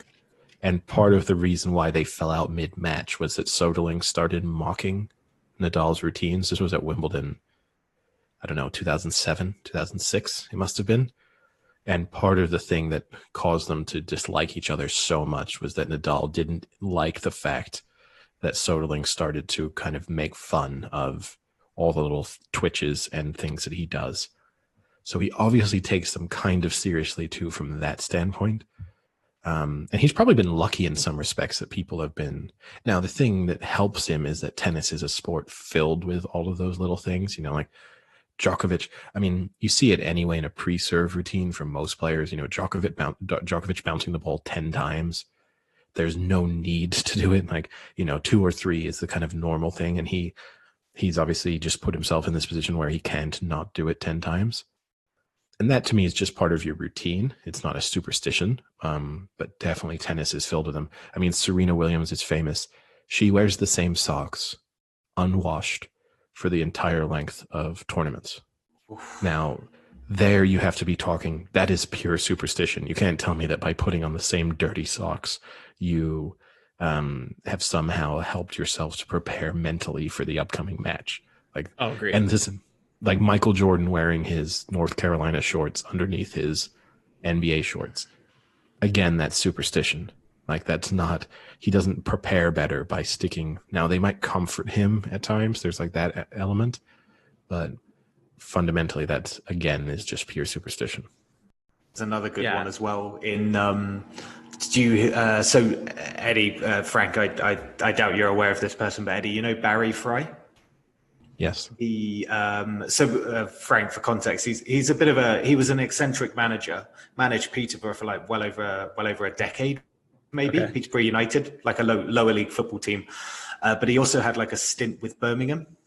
And whenever he'd go on the pitch before the game, he would walk to all 4 corners of the pitch and urinate on the corners to ward off evil spirits, because there was something to do with when St Andrews was built, like something like the first game was like called off and it was like it had bad omens associated with it. So he thought that he would make the corners stink so that spirits wouldn't even want to like go near the place. So, I mean, that's pure superstition, right? But can you imagine if you like didn't know that as like the away team and you were just at the corner of the pitch, like ready to take a corner and you were just like, why does it smell? What is that smell? But yeah, that's a bit of a weird one. Like that's pretty unhygienic. Well, I guess one of the famous ones that you could maybe argue, I think, puts him in a specific mental state is the Tiger Woods red shirt on Sundays. Yeah, and I also think there's almost like he's in winning mode, and I think that also impacts other players. So you can even spin that not only does it help him to prepare, but it kind of makes other people more fearful of him. So that one I am fine with. And he's not alone, right? There's lots of golfers who kind of stick to like wearing a particular color or item on a day. He just kind of he really popularized that and made it famous with such a distinct look. Yeah. And in hockey, one of the big ones for playoffs is the playoff beard. So once you get into the playoffs, you're not supposed to ever shave your beard. So by the end, people in the Stanley Cup all have like these crazy beards, or they're the people who can't really grow a beard and they have this really gross looking facial hair. So that's like a big one for hockey. And there's lots of weird ones. I mean, for example, Dele Alli has been wearing the same shin pads he's had since he was 11 years old. I didn't know that. Yeah, I mean, there's one that makes no sense. Cristiano Ronaldo always has to be the last player out of the tunnel. You know, that's kind of like quite similar to that Nadal one. Is that like an ego thing, though? I don't think so. Like best till last kind of thing. I don't know know. how he works feel that. Like with Ronaldo, don't know how he works that when he's. How does he do that when he's captain? He's like lead the team out, and he's like, no. Do you remember the what was it, Laurent Blanc, when he used to kiss Barthez on the head? Yes. It started off at Euro 2000, and I think they continued it on at Man U, but I can't remember because I know they both played at Man U shortly after that. But it started at Euro 2000. But yeah, he always used to walk up and kiss this bald goalkeeper on the head every game. Yeah, ex-German footballer Mario Gomez always has to use the urinal furthest to the left in a bathroom, and also never sung the German national anthem because he didn't sing it once in a youth German appearance and scored, and so then never sang it again. Like, to me, those are all falling purely into the superstition mode. It's happened once. Yeah, it's happened once. Something positive came out of me not doing it, even if it was like by mistake. So therefore, you could never not do it. Like you've just almost like swirled into a corner there. Basically, you can't get out of it. Here's an interesting one to keep an eye out for. Thibaut Courtois always touches his chin during the national anthem when the camera passes him. So England are playing Belgium next Sunday. So everyone listening can try and watch the as the camera goes past Courtois on and see if he does touch his chin. But supposedly that's one of his. So I saw a good one that Jason Giambi had whenever he was like struggling and whenever he was in a slump hitting. He had a metallic gold pair of thong underwear that he would wear under his baseball pants when he was struggling for a hit. Why? That why was not? Just his. Why not? Sam's question is why wasn't he wearing the? Sam was like, why wasn't he wearing that all the time? Yeah. Well, fair point. If he was always getting luck from him, surely they'll be lucky wherever. Sam wears those every day, and he's yet to hit a home run. Yeah. Well. As a euphemism. It's a different thing. Yeah. So I kept coming across all the urine ones. Did you see those? Have you ever heard of those? People pissing on their hands, like baseball players. Or like people drinking pee every day. Yeah. No, I mean, I only saw the Barry Fry. The MMA fighter, Machida. Yeah. Machida drinks his own urine every day. And then the other one I saw was, I don't even know how to pronounce his name. An old keeper for Argentina used to urinate right before every penalty kick he faced. What on the pitch? Yeah. Wow. Well, Okay. I have found a long lost relative of mine, it seems. Jordi Alba has to brush his teeth 2 minutes before every match. Did you search athletes toothbrushing superstition? Yeah, what did you Google to bring this up? You don't want to know. But we can try and get Jordi Alba on the podcast, and we can just talk all about dental hygiene and superstitions. Yeah, you should reach out to him as like a kind of survivors group and just be like, look, I totally get it. I totally understand. Yes.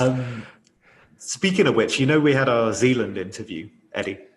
For you specifically, Eddie, did you know that? well, I was thinking like superstition in Football Manager is quite rife as well, I find. So for one thing I do is, the possession at the bottom, how it kind of goes up and down. I always have to have the mouse in the direction that I want the possession to go. It always has to be in that bar on the way the possession wants it to go. And if it's not, I feel like I'll lose possession, start to be dominated and that kind of thing. So I have to have the mouse on the side of the bar where the possession is wanting to go.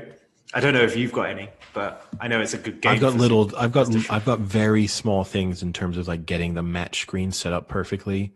And then sometimes I'll like click to the screen to make a substitution and leave it sitting there as if it's like somehow going to motivate, as if I was like kind of like as if you were telling players to go and warm up.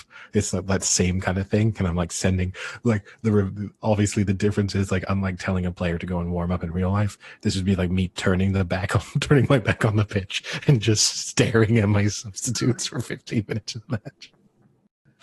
That's a good one, actually. Yeah, going back to the who'd you say wears the shin pads? Dele Alli, his old ones. Yeah. The Sidney Crosby does the same. He's like one of the most famous hockey players for the Pens. He wears the same shoulder pads and jock for like the past, I think they said upwards of like 20 years. He's been wearing the same ones. He won't get rid of them. And apparently he's the most superstitious out of any of the hockey players. Like he has to do everything at the same time in the same way. Like he has to tape his stick 75 minutes before the game in the same exact number of like movements around the stick. And then at like 60 minutes, he has to play this song on the radio, and then like 50 minutes. So he's really crazy, they've said, when it comes down to like I think Sidney Crosby is a little different though, because I don't think that's superstition in terms of it impacting his performance. I just think that's because he's been concussed so many times that he has to like he's had to plan out a routine, because otherwise he's just going to forget how to play hockey. Yeah, he wears like the same one hat all year. That's like another big one he has. He won't wash or maybe it. He won't do anything. Or the other spin is he's been concussed so many times that he's in Groundhog Day without realizing it. So like every day people are like, oh, look at Sydney. He's doing exactly the same thing. And in his mind, he's like, going to mix it up today. Going to wear this hat. Never worn a hat to the game before. It's funny that you say that, because there's a really good story from the Spit and Chicklets podcast. They had on some other Pens player, and they went into a losing streak. So they switched up the music, and they let this guy, who's not a very great player, he's probably like a third liner, pick the music. So he plays this song, and Sidney Crosby comes over to him and he goes, oh man, I love this song. Like this was our song. I went on a trip to Europe last summer and we played this song like every night. And it was like the theme of our European trip. And we did this and we ate dinner here and it was so much fun. And the guy was like, oh yeah, cool. That's awesome.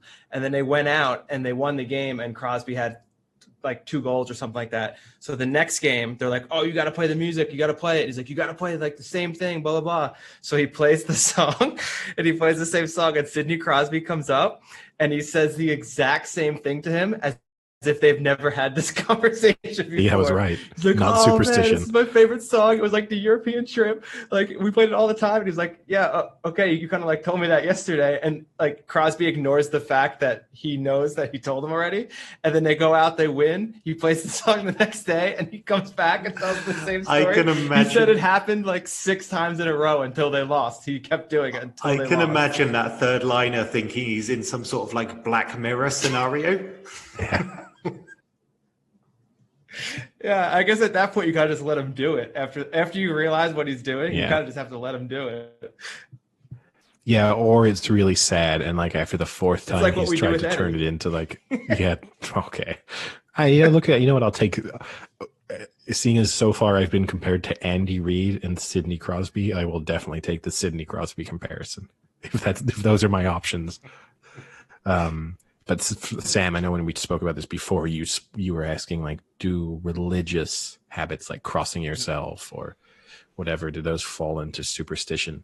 I always thought that was when Johan Cruyff, after he was asked like why he never did any of that and what he felt about players crossing themselves before a match, and he said that when he went to play in Spain, every other player would cross themselves, and if it worked by that logic, every match should have ended in a draw.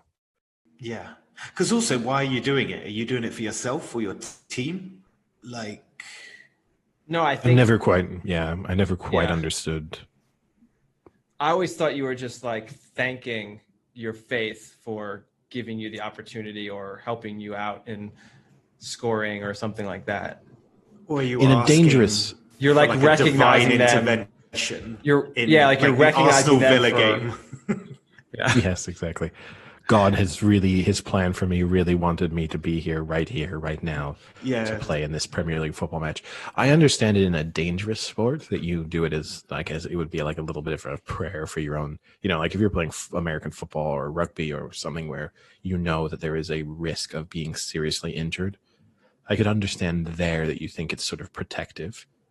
But yeah, no, it is interesting in football where it's just ever present and you do kind of. I also like it when the one that really bothers me, and not to sort of belittle people's religious beliefs, but are when like punters hit a good punt and then they do the they like throw the fingers up as if like you think God really gives a shit about that punt, and if he does, we're really fucked. I'd love how quiet a Sunday would be for God or Jesus. I don't know who's performing the miracle, or any other god of religion. Like to be like, what shall I do today? Oh, I think Arsenal Villa's on. And I think some guy just like asked for a prayer. So should we just give it to him as like a joke? Just give him like the 3-0 win? Well, maybe that's what God's done to me. Not that I necessarily believe in any higher power, but there's maybe some that He's twat brushing giving his you the teeth power? in the bath. Yeah, there's some twat brushing his teeth in the bath. Yeah, let's just fuck with him. I really like that idea. The first 5 times he brushes his teeth, we're going to make it work, and then we're going to stop. But he's going to do this. Watch it. We're just going to watch the rest of his life. He's going to go brush his teeth when he wants something good to happen. No, come on. God's way smarter than that. He's going to stop for a while, and then when you grab that toothbrush, you're like, this is the last time I'm going to do this. And then it's going to work. And you're like, oh, it does work. And it's going to repeat that cycle until you question it again. And it's your final attempt, and it's going to work again. God knows me better than that. He knows that I would never stop. I also like the idea now that not that this could happen, but someone's just going to, their first time listening to this podcast, they're going to like skip ahead to this section of it. And they're going to think we're some like religious sporting podcast. Be like, God wouldn't do that to me. God knows me better than that, guys. Eddie, speaking of punting and God, I think if God is affecting outcomes, he must not like punting, because the punting in the NFL is miserable now. It is the worst it's ever been. I don't get it. I seriously think I could become an NFL punter with a year's practice. I genuinely believe that. And I do not understand how they cannot consistently. The thing I never understand is why they can't consistently get the ball to go out of bounds inside the 20. I don't get it. That's the thing I don't get. What happened to the coffin punt? The coffin corner? What happened to coffin corners? I understand that you don't get the risk then of a turnover. So, okay, there's the one thing you're giving up. But I don't understand why someone can't just angle a punt and be like, this is going to go out of bounds somewhere between the 5 and the 20, and that's a good result. Yeah, and how are they so bad at determining distances still? Like, how can they still punt it 8 yards into the end zone? Oh, sometimes even further than that. Sometimes it's like full on, like nearly landing beyond the end zone. And you're just like, well, what happened to you? Did you have extra Weetabix this morning and you didn't factor that into your punt power? Your punt power, as if it's like Madden. Yeah, exactly. But no, I don't get it. I honestly don't understand. And obviously you see now more and more like Australians coming over to be punters and like field goal kickers and stuff. I do not understand why NFL teams are not just raiding professional rugby teams for players who could very clearly, very accurately put a ball in a corner, 9 times out of 10. And especially given the fact that almost every NFL punter, if he's good and is signing long-term contracts, will be getting paid more than virtually every rugby player on earth. So there's no financial reason not to make the switch. And you could, we always used to speak about this, right? When Johnny Wilkinson retired, he could have had another 10 years as a career as an NFL kicker or punter. Like you can even take someone like post-career and be like, hey, do you want to give this a spin and see how you go? Yeah, I don't get it. The other thing I don't get about kicking in the NFL is how can they make 60-yarders but still are miserable at extra points? Like Buckner is the classic example. Buckner has missed 6 extra points this year for the Chiefs. 6 extra points, but yet what was the stat? He's like 3 for 3 over 50. Like, how is this possible? I don't understand how you miss an extra point. I'll give you a mild pass if it gets blocked or there's like a bad snap. I still don't think it should really get blocked because you should fundamentally kick it at a trajectory where it would be unblockable, assuming that they've not just like hopped over your line and are directly on the kick. But if they're just sticking their hands up, there's no reason why an extra point should be blocked. Like a 50-yarder, sure, because you have to have the lower trajectory. But yeah, it kind of blows my mind. The other thing that bothers me too, you hear like Pat McAfee, who's obviously spun his like post-retirement career into a pretty successful media career. He talks about the struggles of being a punter and the injuries that they have, how they like blow their knees out and stuff for the effort. What I don't understand about that is, surely they don't kick the ball that much harder than, say, a goalkeeper kicks it. And you very rarely hear about like a Premier League goalkeeper having severe injury problems because of the goal kicks and like kicks out of their hand that they have to take. Like, it's not commonplace to have like knee and hip injuries just because of kicking. I'd say a keeper kicks more as well in a game. Yeah, and maybe not often with the full power that maybe a punter or a kicker puts into that single effort, but still, they're over the course of a match, they'll be doing it far more and at quite, so that to me, and I'm not, obviously they are getting hurt, but part of me feels like that's technique based rather than just the sheer, even rugby players, same idea. Like, you don't see many rugby players just suffering from chronic like knee injuries from the extension of kicking. Like, they might get it through the impact that they have elsewhere, but it's not like, my body was perfect apart from all of those penalties I could kick and my knees just fell apart. The numerous hits were fine. It was that free kick I took. No, it's crazy. Yeah, like Cristiano Ronaldo. Like, my body started to break down because of the free kicks. Everything else was okay. It wasn't me leaping high into the air. That wasn't an issue. It was literally those 2 or 3 free kicks a match I just took a toll on my knees. So actually, speaking of kicks, there was a pretty good bad burn in the Steelers game. So for those who are watching, the Steelers were up 13-6 going right before the half, and the Steelers went to kick a field goal, a 54-yard field goal, and Boswell missed it, but they were called for a false start. So because it's a false start, the play doesn't count at all. So the defense can't just like decline it and go into the half with the missed field goal. So they backed him up to 59, and then he hit the 59-yarder. So he missed the 54, but hit the 59, and that pushed the halftime under over to the over. So that would have been a pretty bad burn. Although there can't be that many people betting a first half over under Steelers Cowboys game. But for the one who bet the under and had that happen, that kind of sucks. I think if you're betting the first half over under in a random regular season game, then you've got bigger problems in your life than whether or not the bet lost.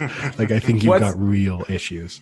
Who's the person who's got more issues? That person or the person who's brushing their teeth during injury time to try and force a goal? Oh, the guy with the first half over under bet.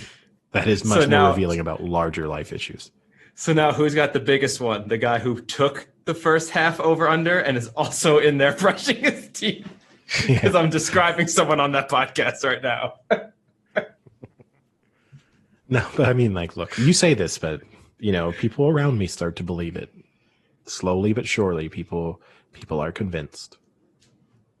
Okay, Sydney. Okay, sure they do. Yeah. You keep telling her you're concussed at that. Yeah, go lie down. I'll tell you what, all listeners, if you ever want to try and bring on the power, you can, in your moment of need. What's the power? Why is this some sort of like? It's one of those like self-help seminars that you go to, like unleash the power in you. Exactly. I'm 4 episodes into the Nexium cult on The Vow on HBO, and this, Eddie, you could be in this cult. You could be the leader. Oh, I would love being a cult leader. I actually think I would have made a pretty decent cult leader. But the next, if you doubt this, if you're skeptical about the power of the toothbrushing or the room shifting, by all means, next time a team you've bet on or a team you're supporting is struggling a little bit late in a game, you can reach out, just go on Twitter, mention us, say that you need it, say a specific game and exactly what you need to happen. If I'm available, I'll let you know, and I will do what I can, and you'll see whether or not it works. We can put this to a test, a scientific test. But you can only do it for one person at a time, right? You couldn't have like 5 people commanding I'll you have to to turn constantly move around. But what if one person has one outcome and the other person has the other outcome in the match? Yeah. I will be fair, and I will turn them both down. I won't try and claim 50% success rate. Or do you just choose one? What if you've got an outcome that you want and someone else has got an outcome the opposite way? And they try and use my power against me? Blocked. Yeah. Instant block. I'm sorry I can't help you with my superstitious thing because you might lose. Then it's Exactly. not a thing. Instant block. But also, here's just to be clear, there's actually not scenarios in which actually American football, I don't know, I guess there are scenarios. It's very rare that you could kind of have either side of it, if you see what I mean, because it tends to be one team needing the luck to push it over. So it's unusual that you could kind of want, if you're using the power legitimately, Stop it's calling it the power.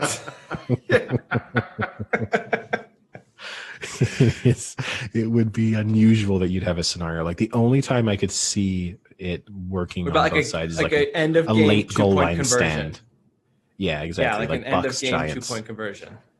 Yeah, Bucks Giants, you could have messaged me and been like, I need this for the Giants. And I would have been like, too bad you've lost.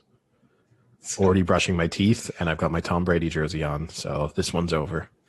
Well, we're just going to have to test that as the year progresses.